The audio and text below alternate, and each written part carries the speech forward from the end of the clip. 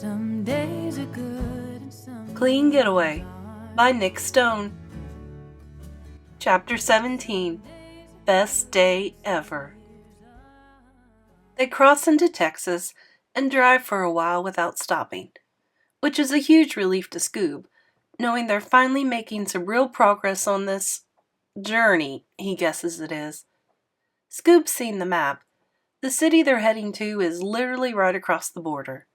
His new hope is that once they make it to Juarez and Gmaw fixes or finishes or makes whatever it is right, her conscience will be so clear, her hair will turn green like Go or something, and she'll be so relieved they'll hop back into the RV and hightail it home.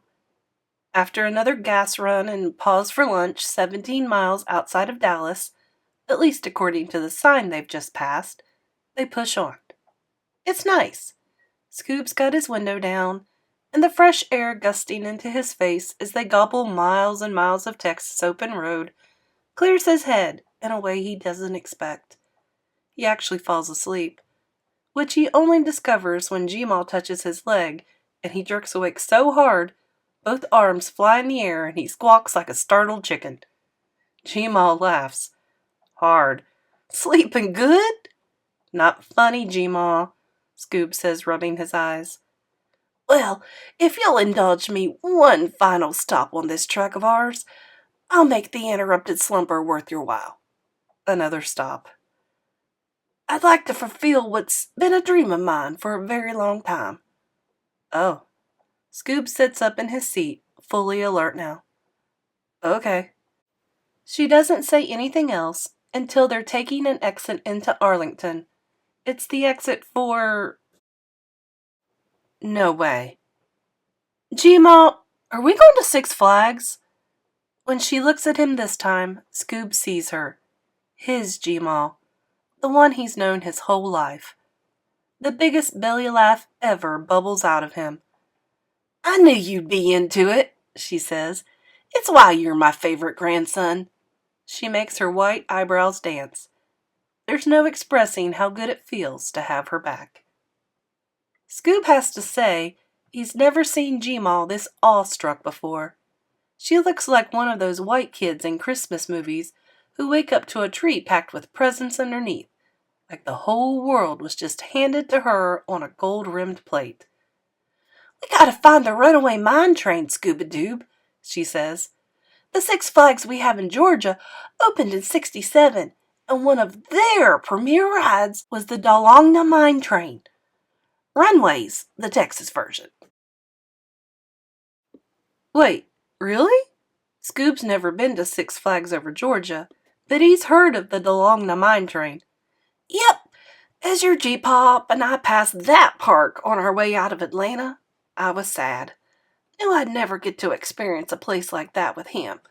There wasn't a theme park in the South that would have permitted it. Now Scoob is sad too. But there's redemption, she practically shouts. When you and me stopped for gas not too long ago, I noticed an old poster for this Six Flags on one of the walls. Had a mine train ride on it and everything. Now Scoob is smiling. Gmaw would notice a random poster in a gas station. Asked the attendant about it, and he told me the thing's still in operation. Oldest coaster in the park, he said. I knew right then we'd have to stop.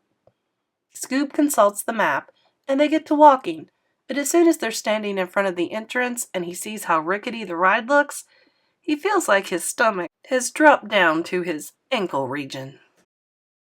Scoob murmurs as a question pops into his head in Dad's voice. How exactly old is this coaster? Built in '66, according to the fella. Ain't that amazing?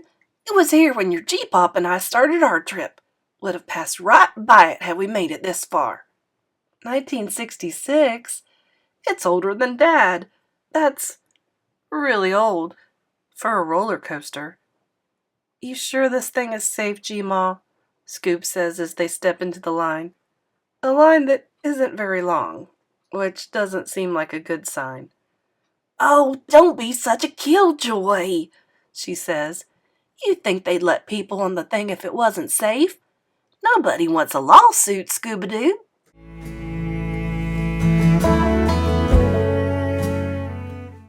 He guesses she's got a point there. Come on!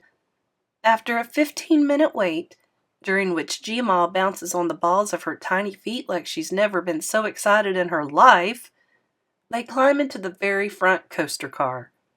Oh boy. Despite the fact that the thing squawks and groans, like it's complaining about having a bad back the moment Scoob and G-Ma sit down, and the initial takeoff is so jerky that Scoob feels like his lunch is about to reappear in his trousers. Once they're fully in motion, the ride winds up being pretty fun. He's sure it's partially due to G-Ma's whoops and wheeze and squeeze of glee from beside him, but by the time they get off, he's feeling pretty exhilarated. Let's find a bigger one, G-Ma shouts, her poof of white hair standing up all over her head like she stuck a butter knife in a toaster. Scoob did that once. He doesn't recommend it. A bigger what? Coaster! And she throws her hands in the air. So they do. There's the shock wave. Scoob has no idea what G's are, but the ride promises 5.9 of them, and based on how his heart flip-flops around inside his body, he'd say it delivers. And then the Joker, a strange one for sure. They spend more time upside down than right side up. The Titan's massive drop makes Scoob feel like his brain got left at the top of the metal hill, and on and on. When he and G-Ma step up to the Superman Tower of Power, what they've decided will be their final ride, Scoob's eyebrows shoot up to his hairline. He has to tilt his head back as far as it'll go to see the top of the thing, and the whole experience winds up being way worse than he expects. He's pretty sure his lungs stay on the ground as they shoot 32 stories into the air, and he definitely dies for a few seconds during the drop. But once their feet are back on the ground, he hugs G-Ma so tight she yelps, "Don't break me, kiddo!" He lets go and looks her right in the eye. G-Ma? Yes. Thank you. What for? He hugs her again. For making this the best day ever. Some days are good and some